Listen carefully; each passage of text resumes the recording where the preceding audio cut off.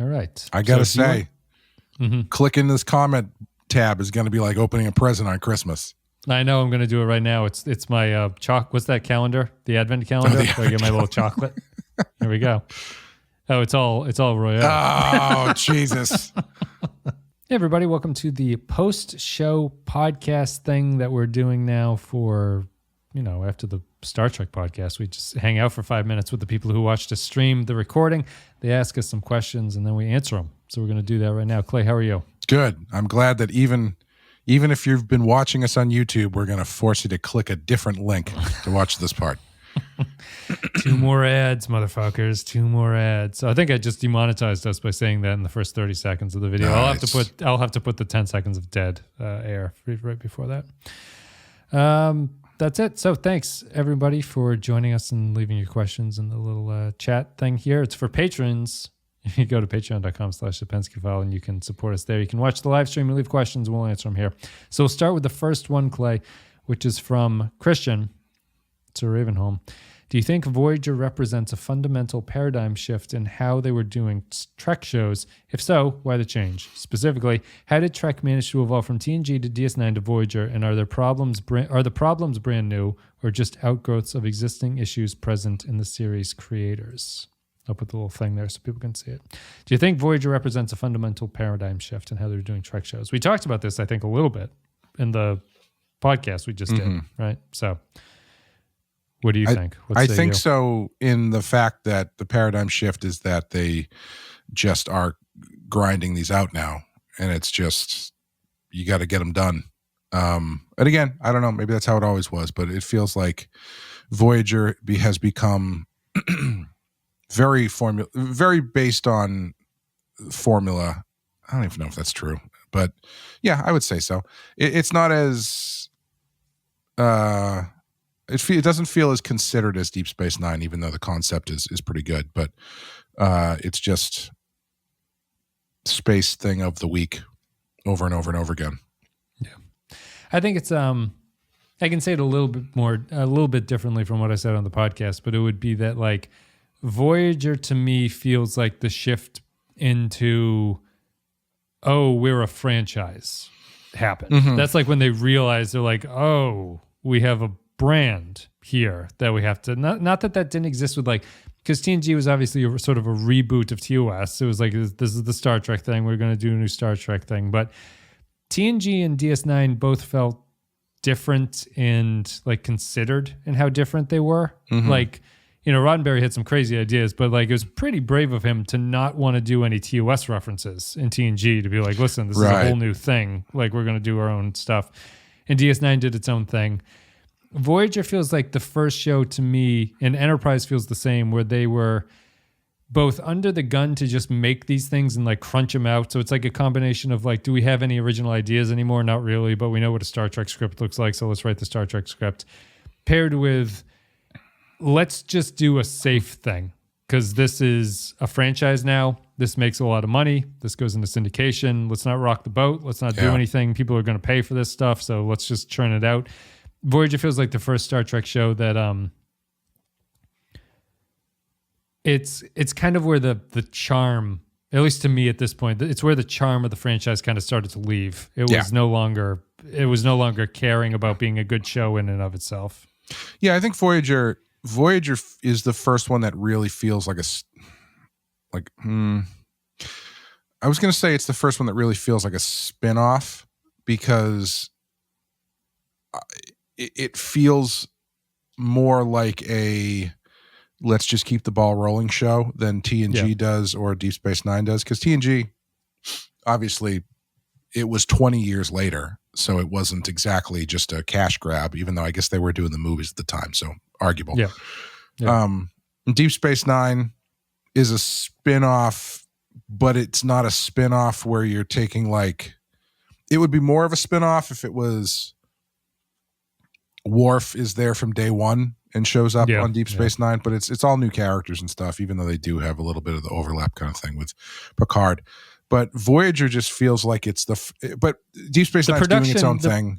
Yeah, the production, Voyager, I think the voices of the production on those shows are different too. Yeah, like they have definitely. Yeah. TNG moved away from TOS because it started by doing really shitty TOS episodes, but then it was like, how about we just have like decent characters on this show, and that'll be like the thing that carries us through. And then DS9 was like, what if we have a point of view about what the Star Trek universe is supposed to be, and we had a little bit more like flavor to like people don't always get along and stuff like that, and that was their point of view. Yeah, Voyager feels more like a review show that you would see on Broadway or like at a amusement park or something. Mm-hmm. Right. Yeah. You know the brand come in and say things, but do you anything like technically about it? I'm starting, and the thing that makes me more confident in the first answer about this is that I don't know if Voyager's structure, me getting bored by its structure, is a product of having seen so many of the Star Trek episodes. Yeah, we're pretty deep. We're pretty deep at this point. And I feel in my gut that something was different about the TNG, TOS, and DS9 episodes. I feel that they were structured more interestingly, I guess would be the way, or maybe structure, but those shows would hold an idea their entire run. Even if the idea was bad, they would do something the entire time with the episode, with that concept or whatever. And Voyager feels much more like a show that's written by like the writers all fill out like sticky notes with like random plot ideas, and they will grab random ones and sort of stick them together and say that you have to have a 50-50 script that has a dinosaur and then Galileo, and it's like, and those are the two things that you get. You might get a good episode, but that's what it is. That's the only thing to me that makes a big difference. I do feel it's also the first show that is kind of whiffing on characterization to this point. Too. Yeah, I would agree. I mean, Chakotay hasn't cooked a child alive with a phaser yet, so. That's right. Yeah, he hasn't done that. We don't have any criminality. We don't have anything like that, so.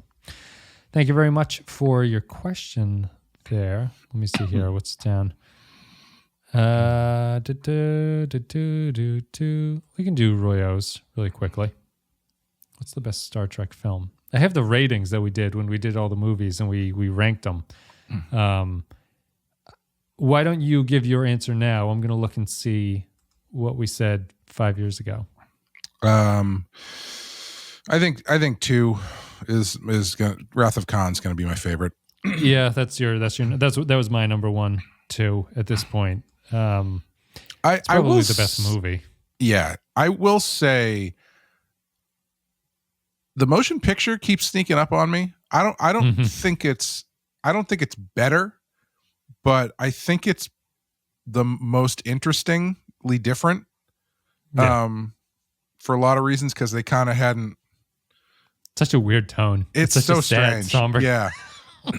And it's like I was talking about it with my friend of mine last night and saying like it's the only time anybody tried to make a sci-fi movie that takes all of the imagery of like sci-fi pulp novels from the 60s and 70s and just made it look like that. Like Vulcan looks like the painting from a sci-fi novel. Starfleet base or whatever looks the same. It's like it's got a very unique look to it that the other ones don't have. I would agree. And it's a really like Voyager's cool too. I'm still impressed pretty by cool. Voyager's like pretty cool. It's huge. It is a sci-fi movie closer to 2001: A Space Odyssey than it is Star Wars, and I think that's what makes it really interesting because I don't think they ever quite get that weird again. Yeah, no, I mean, there's like not only is there that 5-minute sequence of the ship reveal. Yeah, but like, how long does it take Spock to fly into the butthole of Voyager there? Yeah. It's like, it should have like Pink Floyd music behind it or something. That's the part of it. What I love about Voyager is that they're flying past Voyager for 90 minutes of the movie. Yeah, it's like the thing is huge, and it's just it starts off as the little. It's just kind of a neat little concept. It starts off as the little Voyager satellite, right? Yeah. And they just built this huge thing around it. It's kind of it's a neat thing. It's just a weird tone movie. Everyone's depressed. Everyone's on like Quaaludes. Yeah, I'm bummed that I didn't get to see it when it was re-released in 4K, I think last year or whatever, because that would be a really fun one to see projected very big. Yeah, we had our top 3 were sort of similar. So my top 3 are Wrath of Khan, The Voyage Home, and Beyond. And yours are Wrath of Khan, First Contact, Beyond. Yeah, I would stand behind that. Yeah, I think Beyond doesn't get enough credit. I think that's a really good movie, and I don't know why it's fallen through the cracks the way it has. I feel like when people talk about the 2009 era, that movie comes up as like the thing that killed it or whatever. It's like it's a pretty good movie. I don't think anybody saw it was the problem. No, I think it's a good Star Trek movie. Yeah, it's a good idea for a Star Trek movie. So that would be it. Kirk, you need to do the thing where you offer people the chance to buy other people tickets and pay it forward. That's the only way you can make billions of dollars in this market. Riddle me this: Is Star Trek DS9 the best Star Trek show? Is there any hope that one day I'll be sitting with a grandson on my lap watching you live stream Babylon 5? There's zero chance. I don't know about your personal life. Maybe you won't have a grandson. Maybe we're definitely not going to be. Bad news. You're infertile. We're definitely not live streaming Babylon 5. If Star Trek Deep Space Nine is the best Star Trek show, I'll give my usual answer, which is that it's tied with a 1A and 1B with TNG. TNG is the best Star Trek show. DS9 is the best Star Trek television show for that small difference. So that's the difference between the two. Do you have any thoughts about this question, Clay? I don't know. I'm just not really interested in Babylon 5. I know it just doesn't. I think the tough thing is all those shows blend together to me. They're all weird looking aliens. All the post TNG sci-fi TV shows. It's like with Buffy. All the post Buffy shows, like Charmed and Supernatural and all this kind of stuff. They all just blend together for me. I just don't have any. I didn't watch Babylon 5 when it was on, so I don't have any connection to it. And like 75% of the reason that I do this show is because I know what Star Trek is. I like Star Trek. People have been coming out hard for Farscape, just like being like, I know you're not going to watch it, but like Farscape's a good TV show type thing. I know. I'm probably not going to watch it, but I've heard good things. I just, they canceled Winning Time. All right. I don't have faith in television anymore. That's that. Thank you, David, for that question. Let's see here. Star Trek film. Don't make me cut out this awkward silence here, this edit that I have to do. Wasn't there another question? Let me go to the start. What are you going to do once you're done with Star Trek? We'll go out with this question. We are going to do a serial-style podcast about the posthumous ecclesiastical trial of Pope Formosus, who had been dead for 7 months when he was put on trial and accused of having acceded to the papacy illegally and illegally presiding over more than one diocese at the same time. You heard it here first, folks. No one has covered this podcast topic, and we're going to go very deep on it. We have a lot of people who don't know anything about the topic that we're going to invite on, and we're going to talk to them about it. And we might ask for some patron feedback as well, because that seems to go well. Ooh, what about would you rewatch Best of Both Worlds for Scorpion? I'm interested on that because I don't know how the two of them, what the connection is there. Well, I mean, I guess without spoiling anything, you know that it's maybe I guess it is Borg related, I guess. It's a big Borg two-parter episode that cliffhangs the season. Gotcha. Okay. And my perspective on it is that it's like it is Voyager at its most what works for TNG essence. Like what did TNG do when it needed to do something, and Scorpion is the result. But Scorpion also gives us 7 of 9, so there is the difference there that something happens. But don't spoil the rating. I haven't watched it yet. Should we? Is there? There's probably not time to do it for Patreon. What the hell's the date? Is that's the last episode? Scorpion. Yeah. So we have 2 episodes. We have we have the penultimate, and then we have Scorpion Part 1. So there's 2 episodes left that we have to cover. We could do it on Patreon. Maybe we will. Maybe we'll do a rewatch if we have time. We're kind of someone. Royo, you should have told me this 3 weeks ago. I would have had it done. We'll see.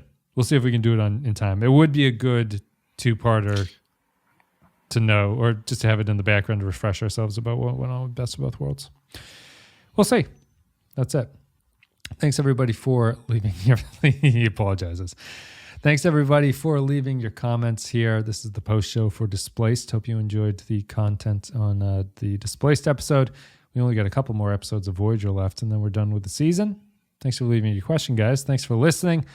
Let us know what you thought of this on the Discord, because we're going to sign off of this. But leave us thoughts on Discord about whether or not you like the live stream. You can leave it on this video here too, and see if you like that. But if you're interested in asking questions, leave your questions on the Discord, or join the Patreon and leave them on the live stream, and we'll answer them there. So that's it. Thanks everybody for watching. Thank you for listening. We will see you next time.